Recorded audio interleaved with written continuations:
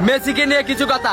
Neymar বলেছেন কোনো সন্দেহ ছাড়া মেসি বিশ্বসেরা, মেসি আমার আইডিয়াল, আমার আদর্শ। আর ক্যাসমেরো বলেছেন মেসিকে যারা ভালোবাসেন না তারা ফুটবল সম্বন্ধে বোঝেন না। আর এমবাপ্পে বলেছেন মেসি শুধু ফুটবলের রাজা নয়, তিনি মহারাজা। এলিসন বেকার তিনি বলেছেন আমি মেসির অনেক বড় ভক্ত। আর কাকা বলেছেন আগামী 10 বছরে 10 জন রোনালদো আসবে, কিন্তু আগামী 10 বছরেও একজন মেসি আসবে না। আর বেকহ্যাম বলেছেন রোনালদো মেসির লেভেলেই নয়। আর রোনালদিনহো বলেছেন মেসির সাথে যে কোনো প্লেয়ারের তুলনা করা অপরাধ। আর বেনজেমা বলেছেন যারা মেসির সমালোচনা করেন তারা ফুটবল বোঝেনই না। পেপ গার্দিওলা কোচ বলেছেন আমার ক্যারিয়ারে মেসি সবকিছু। পিকে বলেছেন মেসি ইতিহাসের সেরা খেলোয়াড়। লা লিগা সভাপতি বলেছেন মেসি লা লিগার সম্পদ।